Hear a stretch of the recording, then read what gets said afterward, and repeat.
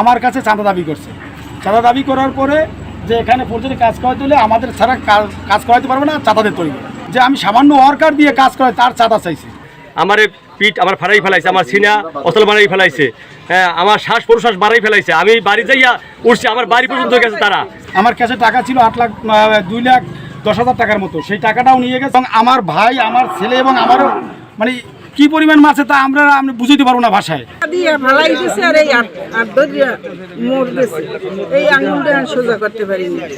মানুষ তো অনেকই হয়, তুহিনের দায়ী আমার এই ধরে পাক্কা মারছে।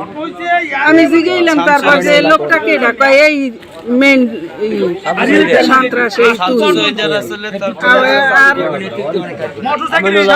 শহীদ আবার ওই এটা হিমু এখন আমিনুল এখন এগো দেখছি।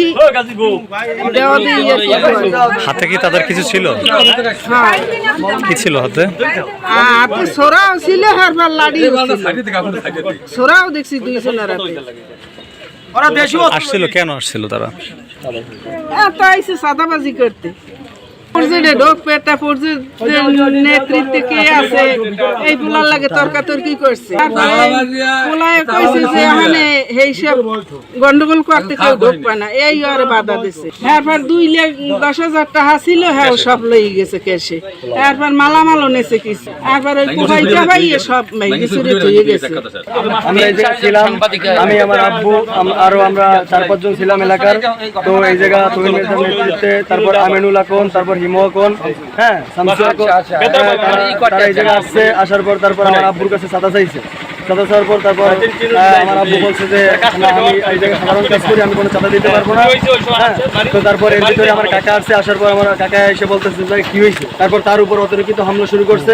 হামলা শুরু করার এক পর্যায়ে আমরা ঠেকাইতে গেছি। ঠেকাইতে যাওয়ার পর তারপর আমার এই ঠেকাইতে যাওয়ার পর আমার এই হাত তাদের হাতের আন্দা ছিল। তারপর আমার হাত পাশে মারে, আমার ঠেকাইতে হাত পাশে কোপ মারছে। তারপর এই জন্য আমার এই জায়গা দিয়ে কোপ মারছে। তারপর দিয়ে আমি কোনোভাবে এই জায়গা পালাই, তারপর চলে গেছি। চলে যাওয়ার পর তারপরে আমাদের দোকান এই জায়গা আছে, হ্যাঁ মুদি দোকান এই জায়গার। এই মুদি দোকান অনেক ক্ষয়ক্ষতি করছে। তারপর দোকানের ভিতর মালামাল যা ছিল সব কিছু মানে ভেঙে ফেলে দিয়েছে। তারপর এই যে দোকানের ক্যাশের ভিতর প্রায় 2 লক্ষ বা 10,000 এরকম টাকা ছিল, সাপ্তাহিক ক্যাশ যেটা সব দোকানে থাকে। তো তারা ওইগুলা সব লুটপাট করে এখান থেকে তারপর তারা চলে গেছে। আমি এই পর্যন্ত শুরু হয়েছে পর আমি কাজ করে খাই, আমি ডেলি কাজ করি।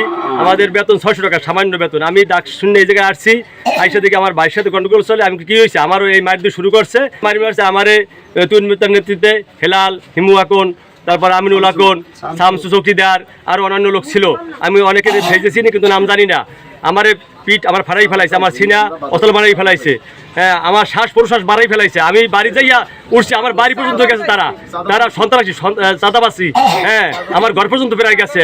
তারপরে আমরা এই শুয়ে পড়ছি আমি, তারপরে ওরা রিটার্ন দৌড়িয়ে আসছে। গতকালকের শামসু চৌকিদার এবং আমিনুল আকন, হিমু আকনের ছেলে, এরা আসিয়া এখানে কি আলোচনা করছে তা আমি জানি না।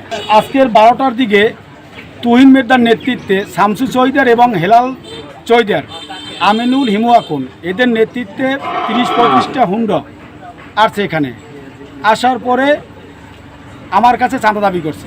চাঁদা দাবি করার পরে যে এখানে পর্যন্ত কাজ করাতে হলে আমাদের ছাড়া কাজ করাতে পারবে না, চাঁদাদের তৈরি যে আমি সামান্য ওয়ার্কার দিয়ে কাজ করে তার চাঁদা চাইছি। এতে তর্ক বিতর্কে এক পর্যায়ে আমার মেজো ভাই, আমার ছেলে এবং আমার উপরে তারা অতর্কিত হামলা চালায়। হামলা চালানোর এক পর্যায়ে আমি দোকানে আছি, একটা শাটার ফালানো ছিল আর একটা শাটার ফালাবো মানে ওদের এরপরে আমার দোকান কোপাইছে, তারা দেশীয় অস্ত্রশস্ত্র নিয়ে আসছে। আসার পরে আমার দোকান কোপাইছে। দোকানে আমার সাপ্তাহিক যে বেচা কিনার যে ক্যাশটা থাকে আমার দোকানেই থাকে, যে আমি সপ্তাহের শেষে শনিবার বা রবিবার মাল আনি। আমার ক্যাশে টাকা ছিল 8,02,10,000 টাকার মতো, সেই টাকাটাও নিয়ে গেছে। এবং আমার মাল ছাপানা যা আছে তারা আপনার শস্যকেই দেখছেন। এবং আমার ভাই, আমার ছেলে এবং আমারও মানে কি পরিমাণ মাছ তা আমরা বুঝতে পারবো না ভাষায়।